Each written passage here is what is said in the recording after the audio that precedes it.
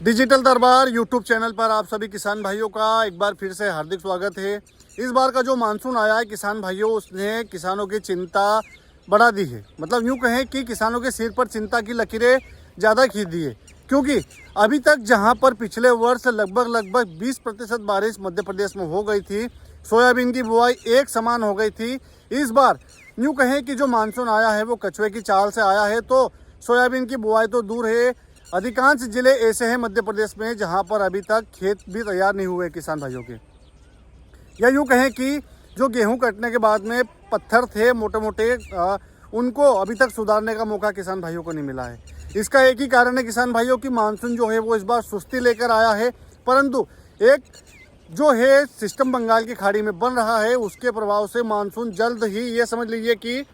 ऐसी तरक्की करेगा कि मात्र 2 दिन में पूरे मध्य प्रदेश को कवर कर लेगा। वो समय बहुत जल्द आने वाला है। तारीख की यदि बात की जाए किसान भाइयों, तो आपको बता दूं कि लगभग 29 जून को जो बंगाल की खाड़ी है उसमें एक सिस्टम बनेगा, उसके प्रभाव से मानसून को एक बार फिर गति मिलने वाली है, जिससे जो रुका हुआ मानसून है वो एक बार फिर चलेगा और यूँ कहें कि 2 से 3 दिन में पूरे मध्य प्रदेश को कवर कर लेगा।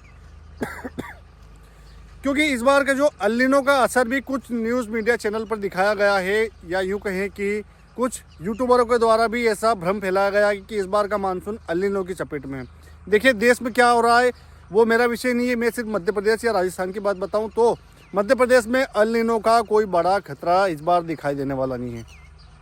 खास करके जो पश्चिम के ज़िले हैं या मध्य के ज़िले हैं, इनमें किसी प्रकार से अल नीनो का खतरा रहने वाला नहीं है, क्योंकि जो मेड इन जूलियन ओशियन है जो कि हिंद महासागर में बनता है, वो इस बार मानसून को गति देगा, जिससे सामान्य बारिश का जो आंकड़ा है वो लगभग मध्य प्रदेश के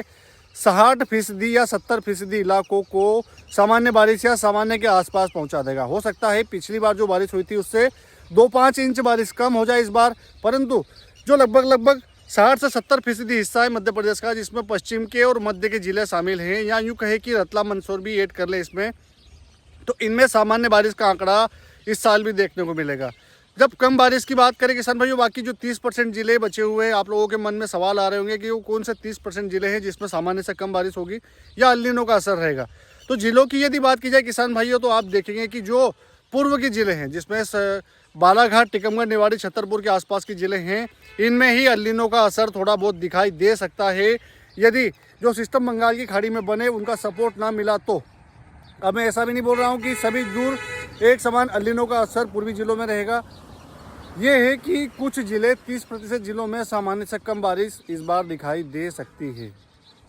अभी जहाँ पर सोयाबीन की बुआई हो गई है वर्तमान में, वहाँ पर दोपहर बाद रोज़ बारिश हो रही है और लगभग 70% जो मध्य प्रदेश है अभी भी सूखा पड़ा हुआ है, या यूँ कहें कि सोयाबीन की बुआई नहीं हुई है। और सबसे ज़्यादा जो इस बार बारिश हुई है वो खंडवा, खरगोन, इंदौर, धार या उज्जैन, जो मैंने ज़िले बताए देवास और हरदा, ये जो ज़िले मैंने बताए 5-7, शाजापुर को भी इसमें ऐड कर लिया जाए, इनमें रोज़ टुकड़ों में पेचेस में बारिश हो रही है। दोपहर बाद में तेज़ हवाओं के साथ में किसी किसी ज़िले में बारिश हो रही है, वो किसी ज़िले में 2 बजे के पहले तक धूप रहती है और 2 बजे बाद में अचानक से बारिश की गतिविधियाँ बढ़ती है, तो वो देर रात तक चलती है। पर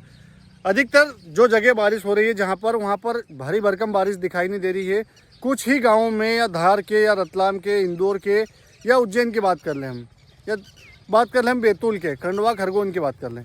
ये ज़िले ऐसे हैं जिनमें कुछ गाँव में, 2-5 गाँव में भले ही मध्यम या थोड़ी ज़्यादा बारिश दिखाई दे रही हो, परंतु जहाँ पर बारिश हो रही है वहाँ पर नाम मात्र की बारिश हो रही है, अर्थात बूंदाबांदी, जो कि जिसको हम सावन सेरा बोलते हैं, वो गतिविधियाँ दिखाई दे रही है। अर्थात पर्याप्त रूप से जो बारिश होना चाहिए जून के महीने में, वो इस बार दिखाई नहीं दे रही है। अब इसका अर्थ ये नहीं है कि आगे बारिश नहीं है। आगे किसान भाइयों मानसून लंबी छलांग मारने वाला है, निश्चिंत रहिएगा। 3 दिन या 4 दिन के अंदर आपके क्षेत्र में मानसून पहुंच जाएगा, भले ही आप किसी भी ज़िले में रहते हो, चाहे आप भिंड से हो, आगरमालवा से हो, या रतलाम मंदसौर से हो, या नीमच से हो। मानसून ऐसी गति करेगा क्योंकि बंगाल की खाड़ी में एक सर्कुलेशन बन रहा है, लो प्रेशर बन रहा है, जो आगे जाके इंटेंसिफाई होगा, या well mark low pressure area भी बन सकता है, जो कि तूफान से थोड़े नीचे की कंडीशन होती है। उसके प्रभाव से बादलों को धीरे से गति मिलेगी, अर्थात सहायता मिलेगी आगे बढ़ने के लिए। तो यूँ कहें कि जो 3, 4, 5 जुलाई है, इसमें मध्य प्रदेश के लगभग 90% जो क्षेत्र हैं पश्चिम के, मध्य के या पूर्व के, इनमें मानसून अपना कब्जा कर लेगा। सोयाबीन की या मक्का की बुआई यदि आप लोगों के यहाँ पर नहीं हुई है तो निश्चिंत रहे, जल्द ही होने वाली है। अब अभी वर्तमान की बात कर ले किसान भाइयों, तो आज 26 जून हो चुकी है और 27 जून हो चुकी है, और 27 जून के बाद में आप देखेंगे कि दोपहर बाद में फिर पेचेस में बादल बनेंगे, परंतु दोपहर पहले तक बादल और गर्मी आते मतलब जो सूर्य की किरण है डायरेक्ट पृथ्वी के ऊपर पड़ेगी तो गर्मी का एहसास आपको होगा, परंतु दोपहर बाद में बादलों का घनत्व बढ़ेगा तो बारिश की गतिविधियां शाजापुर, देवास, हरदा, सीहोर या बात कर ले हम इंदौर, उज्जैन की, खंडवा, खरगोन, बैतूल, ये ज़िले ऐसे बताए मैंने। इसमें हम धार को भी ऐड कर ले, रतलाम को भी ऐड कर ले, क्योंकि जब बादल इंदौर में बारिश करने के लिए आते हैं तो वो बारिश उज्जैन में भी हो जाती है, क्योंकि बादलों का घनत्व ही इतना होता है और हवाओं के माध्यम से डायरेक्ट वो आगे की ओर बढ़ते हैं।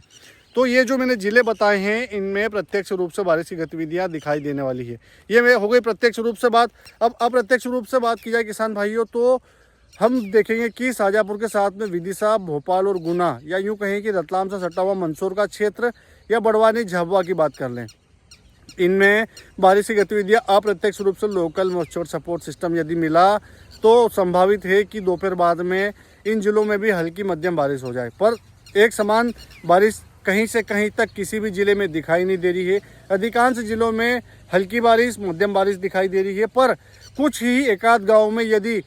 थोड़ी सी ज़्यादा बारिश हो जाए बादलों की सघनता के कारण तो वो अलग बात है। परंतु अभी धीरे धीरे ये जो वर्षा का पैटर्न है इसमें बदलाव आएगा, या यूँ कहें कि अचानक से बादलों का घनत्व बढ़ेगा जो बंगाल की खाड़ी में सिस्टम बन रहा है उसके प्रभाव से। तो जो सामान्य बारिश का आंकड़ा है वो आखिरी में सितंबर आते आते आपके क्षेत्र में दिखाई देगा। जो मैंने ज़िले बताए हैं पूर्व के, सिर्फ 30% जो ज़िले का आपको गिनाए हैं मैंने, उनको छोड़कर लगभग मध्य प्रदेश के 70% इलाकों में सामान्य बारिश का जो आंकड़ा है वो इस बार भी टच करने वाला है। सोशल मीडिया पर या जो न्यूज़ चैनलों पर भ्रामक खबरें चल रही है एल-नीनो को लेकर,